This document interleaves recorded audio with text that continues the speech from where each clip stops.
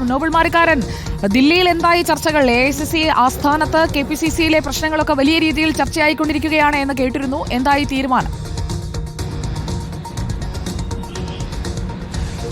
സുജയ, സംസ്ഥാനത്തെ KPCCയുടെ പുനഃസംഘടനയുമായി ബന്ധപ്പെട്ട് തർക്കങ്ങളും പരസ്യപ്രതികരണങ്ങളും എല്ലാം തുടരുമ്പോൾ കടുത്ത അതൃപ്തിയിലാണ് AICC നേതൃത്വം എന്നാണ് പ്രധാനപ്പെട്ട കാര്യം. പ്രത്യേകിച്ച് സംസ്ഥാനത്തിന് ചുമതലയുള്ള ദീപാദാസ് മുൻഷി, ഒപ്പം KC വേണുഗോപാൽ അടക്കമുള്ള നേതാക്കൾ ഇതുമായി ബന്ധപ്പെട്ട് സംസ്ഥാന നേതാക്കളോട് കാര്യങ്ങൾ വിവരിച്ചിട്ടുണ്ട് എന്നാണ് ഇപ്പോൾ വിവരം ഉള്ളത്. പ്രത്യേകിച്ച് പരസ്യപ്രതികരണങ്ങൾ പാടില്ല എന്നൊരു വിലക്ക്, പരസ്യപ്രതികരണങ്ങൾ വിലക്കുള്ള തീരുമാനം ഇതിൽ AICC നേതാക്കളുടെ ഭാഗത്ത് സംസ്ഥാന നേതാക്കൾക്ക് നൽകിയിട്ടുണ്ട്. കാരണം ഈ പാലക്കാട് അടക്കം നേടിയ മികച്ച വിജയത്തിന്റെ ആ ഒരു ശോഭ കെടുത്തുന്നതാണ് ഇപ്പോൾ ഉണ്ടായിക്കൊണ്ടിരിക്കുന്ന ഇത്തരത്തിലുള്ള പരസ്യപ്രതികരണങ്ങൾ എന്നതാണ് ഇതിൽ ഹൈക്കമാൻഡ് വിലയിരുത്തുകയും ചെയ്യുന്നത്.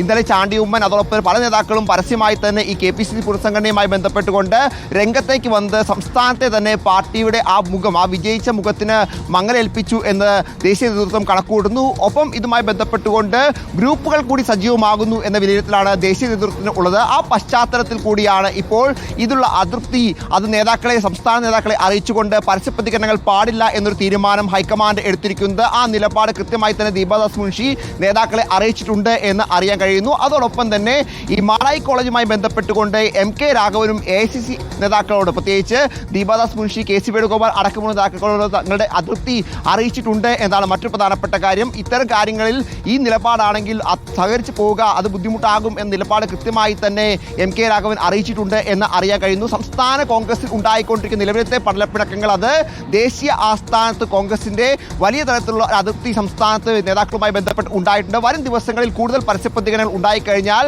ദീപാദാസ് മുൻഷി തന്നെ ഒരുപക്ഷെ നേരിട്ട് കേരളത്തിൽ എത്തിക്കൊണ്ട് നേതാക്കളുമായി ചർച്ചകൾ നടത്താനുള്ള സാധ്യതയുണ്ട്. അതോടൊപ്പം തന്നെ കനത്ത അച്ചടക്ക നടപടികളിലേക്ക് പോലും പാർട്ടി പോകുമോ എന്ന സംശയവും ഈ ഘട്ടത്തിൽ കാണാൻ കഴിയുന്നു. സുജയ, പരസ്യ പ്രസ്താവനകൾക്ക് വിലക്ക് ഏർപ്പെടുത്തിക്കൊണ്ട് നിലവിലെ സാഹചര്യങ്ങൾ നിരീക്ഷിക്കുന്നു AICCയും. വിവരങ്ങൾ നൽകുകയായിരുന്നു നോബൽ മാരിക്കാരനും R റോഷിപാലും. കൂടുതൽ